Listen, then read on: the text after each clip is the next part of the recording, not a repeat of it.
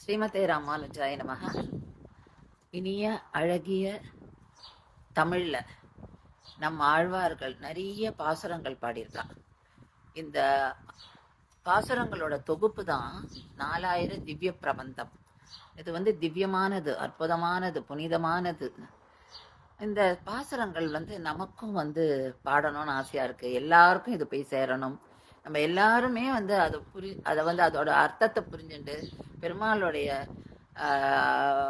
மகிமையை நம்ம அவனுடைய மகாத்மியத்தை நம்ம தெரிஞ்சுட்டு நம்ம அதை அனுபவிக்கணும் அப்படின்றதுனால இந்த ஒரு சிறு முயற்சி நாங்கள் எடுத்திருக்கோம். அதாவது இந்த பாசுரங்களை ஒரு சிம்பிள் டியூன்ல யார் வேணா பாடலாம். சிம்பிள் டியூன்ல போட்டு நம்ம எல்லாருக்கும் பரப்பலாம் அப்படின்னு. ஏன்னா இதை ஏற்கனவே ஸ்ரீமன் நாதமுனிகள் பண்ணியிருக்கார். அவரை பண்ணி கொடுத்தது தான் நமக்கு. பட் இந்த காலத்துக்கு ஏற்ற மாதிரி இன்னும் அதை சிம்பிளாக பண்ணி எல்லாருக்கும் போகலாம் அப்படின்றது இந்த ஒரு முயற்சி. இதில் இந்த பாசுரம், அதாவது நம்ம எடுத்துருக்க பாசுரம் திருமங்கை ஆழ்வாருடைய பாசுரம்.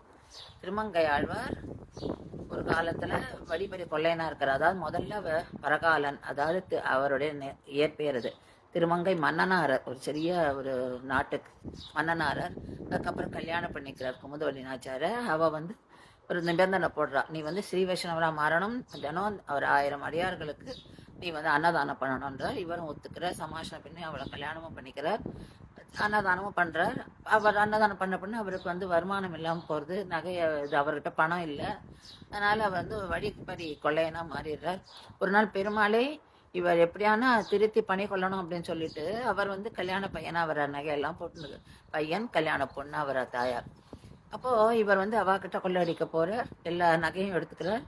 காலில் மட்டும் மிஞ்சி போகிறது. அப்போ இவர் நான் இந்த மெட்டி கொடுன்னா இப்போ பெருமாள் சொல்கிறார், அதாவது பெருமாளாக இருக்கிற கல்யாண பையன், நீ எடுத்துக்கோ, நீயே உன்னால் முடிஞ்சால் எடுத்துக்கோ என்றார். இவர் குனிஞ்சு அதை கடித்து எடுக்கணும் இல்லையா, அதை குனிஞ்சு அவர் கால்கிட்ட போகிறார். அப்போது பெருமாள் சரி நம்மக்கிட்ட சரணாகதி அடைச்சிட்டா நம்ம காப்பாற்றணும், நல்வழிப்படுத்தணும் அப்படின்னு அவர் அவருடைய திருவிளையாடலும் ஆரம்பிக்கிறார். அப்போது இவர் எல்லா நகையும் பேக் பண்ணிக்கிறார். அதாவது திருமங்கை மன்னன் பண்ணோடனே அவரால் தூக்க முடியல. என்ன மந்திரம் போட்டீர்னு கேட்குறார் இந்த கல்யாண பையன்கிட்ட. அப்போ அவர் சொல்கிறார், நீ கிட்டவா அவங்ககிட்ட அந்த மந்திரத்தை சொல்கிறேன்னு சொல்லிட்டு அவர்கிட்ட காதுகிட்ட அந்த 8 எழுத்து திருமந்திரத்தை உபதேசம் பண்ணுறார். அந்த உபதேசம் ஆன உடனேவே அவருக்குள்ள ஒரு டிரான்ஸ்ஃபர்மேஷன், அப்படியே ஒரு சேஞ்ச் அவருக்கு அப்படியே உணர முடியாது. அப்படியே அழறார், ஐயோ நம்ம இப்படி இருந்துட்டோமே, நம்மள வாழ்க்கை இப்படிலாம் பண்ணிட்டோமேன்னு. அப்போ முதல் பாசுரம் தான் இந்த பாசுரம். இந்த பாசுரம் நம்ம எல்லாருக்குமே அப்படி நமக்குள்ள ஒரு புத்துணர்ச்சி கொடுக்கும், நம்மளை இந்த ஒரு நல் வழிப்படுத்தும்.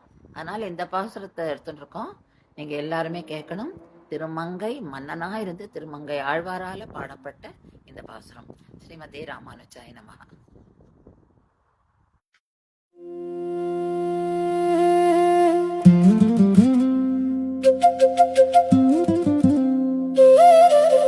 வாடினேன் வாடி வருந்தினேன் மனத்தால், பெரும் துயரிடும்பையில் பிறந்து கூடினேன் கூடி இளையவர் தம்மோடு, அவர் தரும் கலவியே கருதி ஓடினேன் ஓடி உய்வது ஓர் பொருளால், உணர்வு எனும் பெரும் பதம் தெரிந்து